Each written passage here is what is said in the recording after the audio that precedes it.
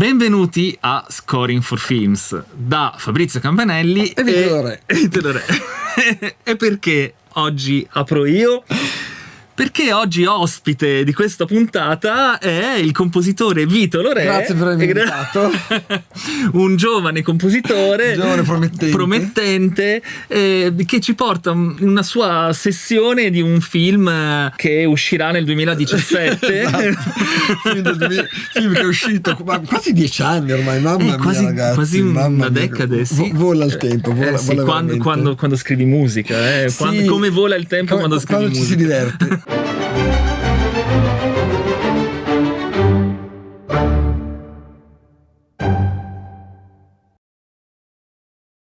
Sì, oggi vi faccio vediamo insieme a voi e con Fabrizio una scena della ragazza nella nebbia.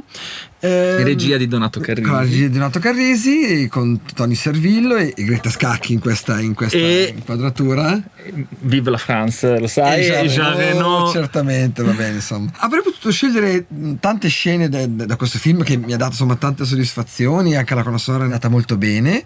Ne ho scelto una meno forse interessante dal punto di vista strettamente della soddisfazione del compositore, ma credo più utile per vedere alcune dinamiche di come si fanno certi cambi, come faccio io certi cambi, come affronto io certe scene, come affronto io lo scrivere sotto il dialogo, i riferimenti tematici, le tonalità, insomma è un po' di cose. Quindi la coda del pavone dei compositori è rimasta chiusa, esatto, in ragione invece del cosa c'è sotto la sessione che adesso andiamo a vedere, di un pezzo che si chiama Beatrice Lehmann. Brevissimo antefatto: Tony Servillo è un poliziotto, un investigatore che ha apparentemente risolto un caso, ha trovato un colpevole, riceve una telefonata da questa giornalista interpretata da Greta Scacchi, che dice: guarda che hai completamente sbagliato, la persona che hai arrestato è innocente. Lui non la prende benissimo però insomma poi alla fine va da lei per un po' per curiosità, un po' per vedere cosa c'è sotto, ma sempre con molto distacco. Quindi questa è solo la premessa. Allora vi faccio notare una cosa, che nella sessione iniziamo a battuta 2. Questo no, perché battuta 1 non c'è niente, perché il silenzio parla, il silenzio racconta, e il compositore ha voluto raccontare. Grazie per avermela messa così gentilmente. In realtà la ragione è un'altra, e cioè che succede a volte, in realtà era previsto un suono percussivo che introducesse la musica per proprio le note, come dire, le note determinate entro a battuta 2. C'era un suono di percussione che va tenuto fino all'ultimo, solo che all'ultimo proprio è stato detto: no, va bene, questa roba qui la togliamo. Allora troppe note erano già state fatte le parti. Vabbè, ok ragazzi, mutiamo la prima battuta e cominceremo da battuta 2. Prima di sentire una cosa molto importante di cui parliamo spesso, questa qua è la versione Beatrice Lehmann 3.0. Cosa significa? Che c'è stata una versione 1.0 che non ho neanche più, vuol dire che il regista me l'ha non bocciata di più. Allora gli ho fatto una 2.0 che gli è andata bene. Poi però ho in archivio una 2.1 light, c'è scritto. Vuol dire che evidentemente lui mi aveva detto: ok, va bene, ci siamo, il mood è giusto, però ancora alleggerisci. E poi evidentemente ha fatto una 3.0, quindi completamente. Quindi abbiamo una 1, una 2.0, una 2.1 al quarto tentativo, che è ragionevole. 4 è assolutamente 4 onesto, assolutamente onesto. Ci sta. Vediamo la scena. Questa è la sessione, ovviamente ascoltiamo il MIDI. E il MIDI con suoni tra l'altro che abbiamo adesso ricostruito velocemente al volo, quindi dopo 9 anni ribeccare le librerie è complicato. E la prima domanda che ti faccio osservando questa distribuzione sonora è: come mai questo organico iniziale in cui vedo un clarinetto basso, un fagotto, e lavorare su i violoncelli e i contrabbassi in questa zona? Allora, io, volendo un suono molto scuro in questa colonna sonora, ho fatto due scelte. Una che faccio abbastanza spesso, cioè non metto l'oboe. Okay. In molte mie colonne sonore non c'è l'oboe, c'è piuttosto il corno inglese, ma l'oboe, infatti vedo il fagotto, la linea del fagotto in blu, molto penetrante, quindi per avere un suono più scuro scelgo sempre sempre il clarinetto basso sicuramente, il fagotto e o il controfagotto, corni e tromboni. Certo. E che ti dirò un'altra cosa, qui ho usato pochissimi violini in generale in questa colonna sonora. Ho visto. E anche in questo pezzo ci sono un po' di secondi, ma i primi violini fanno pochissimo, quindi sono state lì a guardare, a imparare, insomma, per avere appunto questo suono scuro più possibile. Allora, quello che ho fatto qui è quello che faccio abbastanza spesso.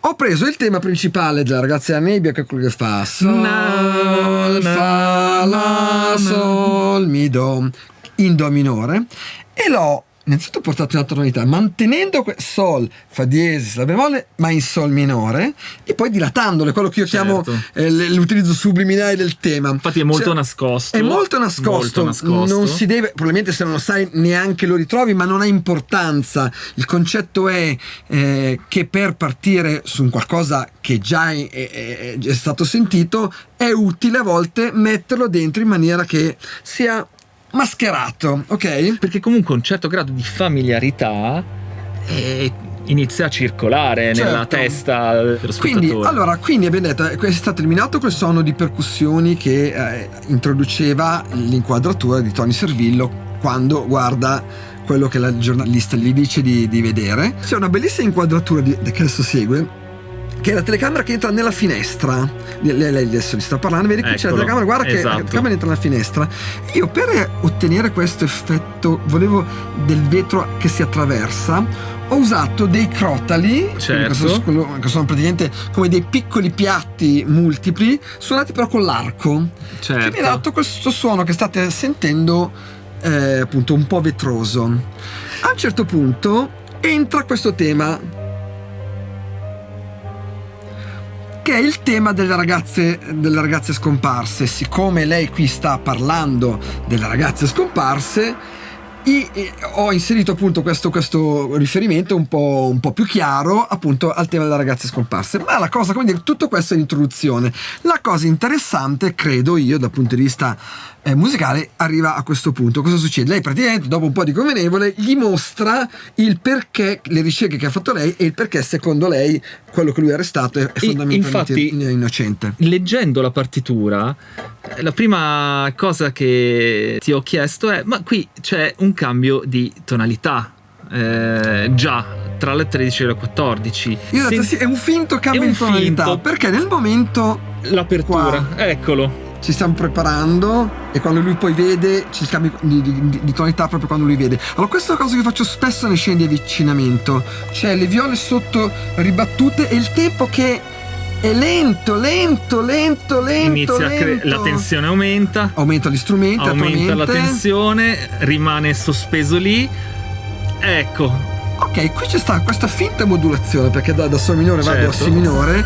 Ma perché è finta? Perché in realtà poi ritorniamo nell'ambito del Sol minore subito dopo. Però, come dire, in questo punto dove appunto come faccio a montare io? Aumentando strumenti volta per volta, battuta per battuta, stile crescendo rossiniano, diciamo così, e con questo spiccato delle viole, che è una cosa che uso molto spesso in queste scene di avvicinamento, soprattutto quando c'è appunto un avvicinamento alla camera o un primo piano che ovviamente preludia a qualcosa di importante e che stiamo annunciando. In questo senso la musica ti annuncia quello che stai vedendo, mentre la prima parte, perché era così volutamente anche un po' confusa? Perché è quello che loro stanno vivendo, non si conoscono, non c'è rapporto tra di loro, lui è anche molto diffidente, e quindi troviamo quel Sol che fa volutamente a pugni col Fa diesis, poi con La bemolle, cioè è un qualcosa che si sta che deve trovare la sua collocazione, il suo assetto, il suo assetto. Bravo, è la parola giusta. Assetto che quindi trova la battuta 14, dove inizia lo spiccato delle viole a lavorare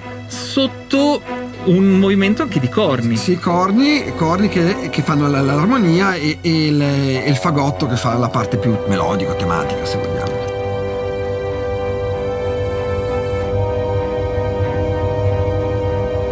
Ecco, questa è una risoluzione molto forte, ma che viene abbandonata subito da questa invece altro accordo, perché noi ci inganna certo, quella perché risoluzione, no? il concetto qual è? Non sappiamo esattamente bene cosa stiamo andando a vedere, sappiamo che ci aspetta qualcosa, la scena ce lo dice chiaramente, e allora l'armonia ti aiuta a sviarti un pochettino, insomma. E comunque anche la prima risoluzione a battuta 15 ci porta subito alla battuta successiva, alla 16, con una dissonanza che vediamo anche in partitura, con le viole che si portano sempre la stessa figura, ma che tradisce quella risoluzione stabile della 15, con questo incrocio tra le viole che fanno il do e gli altri strumenti che fanno il si naturale, questa nona minore che fa diesis ai violini secondi. Siamo fondamentalmente in un si minore, fondamentalmente, esatto, però con quel do naturale che tira. E ritornando sul momento dell'apertura, qui entrano anche i tromboni. Eccoli qua. Attesa, ecco le note dei violini primi che entrano solo qui. Che entrano solo qui. Ho detto che lavorano pochissimo. I primi e i flauti, come dicevi, doppiano quel. Sì, perché allora qui c'è anche necessità, come ti ho detto, di tessitura e di suono che vuoi dare, però c'è anche necessità del fatto che siamo sotto un dialogo, certo. Quindi per cercare di non pestare troppo. Sulla piantina abbiamo appunto questo passaggio rapido in si minore che però poi si riporta via. Qui ho fatto un'altra cosa che uso abbastanza spesso, fai un arpeggio, in questo caso c'è il clarinetto che muove il clarinetto basso, che fa da motore, e una linea melodica in questo caso molto semplice, fatta tra il flauto e corno, che alle loro rispettive ottave fanno la stessa linea. E io adesso direi che ce lo possiamo ascoltare con il master originale fin qui, ove il master intendo dire con la registrazione orchestrale. Organico 12-10. 12-10, sì. 12-10 sarebbero 12 primi 10 secondi 8-6-4 immagino. 8-6-4 esattamente. Scomparsa circa 30 anni fa. C'è una cosa che vorrei mostrarle. Va bene, incontriamoci. Dovrà venire lei da me. Perché? Lo capirà. Sono vetroso. Ecco il crotali con bellissimo. E fa tantissimo, Quello che ti rimane appiccicato addosso. Forse così anche per voi poliziotti. L'avvicinamento lento, tra l'altro è sottolineato molto bene nell'ingresso. Adesso parla delle ragazze scomparse, quindi tema delle ragazze scomparse, certo. che sparisce. Lei va ad aprire la porta. Katia, era solo Un gong che sono un po' di apertura del palazzo reale. Certo. Ce ne sono state altre 5 prima di lei. Ecco la distanza dalla 16 che parte alla 17, cresce l'attesa, entrano i tromboni con i corni e apertura, eccolo, col tutti, qui parte il motore del clarinetto.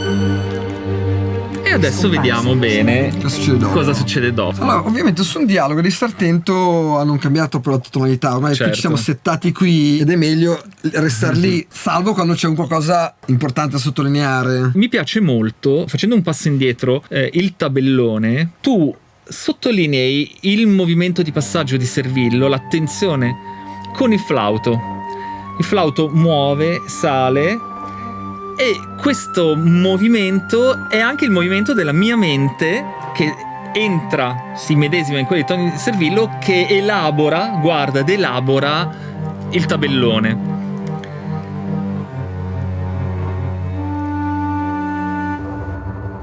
L'uomo della nebbia le ha prese. Qui un'altra cosa che succede nella frase che lei dice l'uomo della nebbia le ha prese, certo. Lui usa solo qui i contrabbassi, ma su un sol che potrebbero fare anche i violoncelli, certo. Avrebbe potuto usare neanche qui, però solo quel tremolo perché? Qual è il senso? Siccome questa è la frase più importante, cioè, almeno dal punto di vista, se no della trama, dal punto di vista emotivo, l'uomo della nebbia le ha prese, metto lì uno strumento che praticamente non abbiamo ancora sentito, Certo. che però non è un qualcosa di completamente avulso, è comunque un arco che però ancora non abbiamo sentito. Quindi il tremolo che faccio fare qui, che potevo fare tranquillamente i violoncelli sia per estensione che per possibilità espressiva, lo faccio fare ai contrabbassi, proprio per far percepire che c'è un qualcosa di diverso. E sentiamo con gli strumenti veri dell'orchestra. L'uomo della nebbia le ha prese. Perché c'è un'unica mano, ne sono sicura.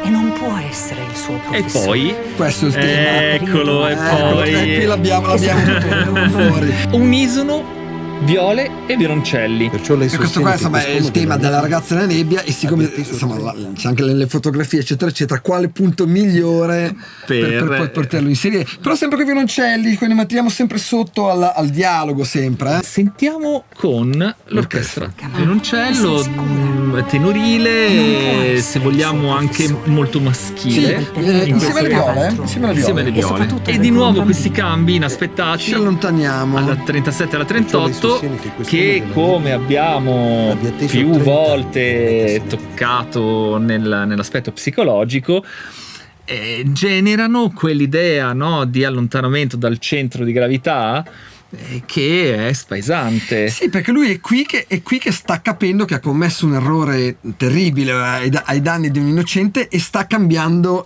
Prospettiva. idea, sta cambiando prospettiva, sta cambiando Avanti. idea, e allora E soprattutto ci allontaniamo. E vediamo che si apre anche visivamente la Perciò lei distanza tra le sostiene che quest'uomo sezioni. della nebbia abbia atteso Ancora 30 anni. richiamo il per questa tema. Violoncelli. Perché proprio ora? Tutto questo tempo avevo pensato che si fosse trasferito. Chiusura altrove o alla che fosse 42. morto. Ma come le avevo anticipato per telefono? E andiamo a sfumare. Beh, allora abbiamo visto delle cose interessanti, tra l'altro su un sistema, se vogliamo, non pienamente evidente come quello che è la musica, che deve anche convivere con un dialogo. E quindi Ne abbiamo parlato tante ne volte. abbiamo parlato insomma, tante volte. Le scelte timbriche sotto un dialogo lavorano in combinazione anche sulle singole voci. Ne parleremo anche magari citando un'intervista di John Williams, dove lui racconta proprio nello specifico il suo modo di scrivere in base anche alle frequenze della voce. Certo. Una delle cose che ho notato appunto è l'utilizzo della tematizzazione su un registro tenorile, quello dei violoncelli, doppiato dalle viole, che se vogliamo fa da coro alla invece la voce femminile Certo, certamente. del personaggio, e fa da immedesimazione nella voce interiore maschile di Servillo. Che poi è sempre la cosa più difficile, cercare di far passare queste cose. Era questo per farvi vedere, insomma, ripeto, ci sono dei brani che danno magari più soddisfazione dal punto di vista sia dell'ascolto sia del compositore, però secondo me è in questi brani che un compositore tira fuori le cose più Sì, più perché succose. sì, perché è una di quelle situazioni in cui la musica deve raccontare senza però porsi in evidenza, in eccessiva evidenza, che distrarrebbe da tutto il sistema dei movimenti, delle azioni. È sempre molto difficile scrivere una musica che lavori in perfetta congiunzione con tutti gli altri elementi narrativi. E quindi possibilmente con la psicologia dei personaggi. E con la insomma, psicologia, ecco, ovviamente, dei che è una personaggi. fissazione che abbiamo. Bene, spero che la cosa possa essere stata interessante. Scriveteci nei commenti che cosa ne pensate, lasciate un like eventualmente, Vedetevi il film perché è Vedetevi il bellissimo, film, se non l'avete già visto 4 volte. vabbè, lo trovate sulle principali piattaforme. Iscrivetevi al canale, altra cosa importante, Esatto, sì. mi è sempre bene ricordarlo, e noi ci vediamo alla prossima puntata. Ciao a tutti. Ciao. Ciao.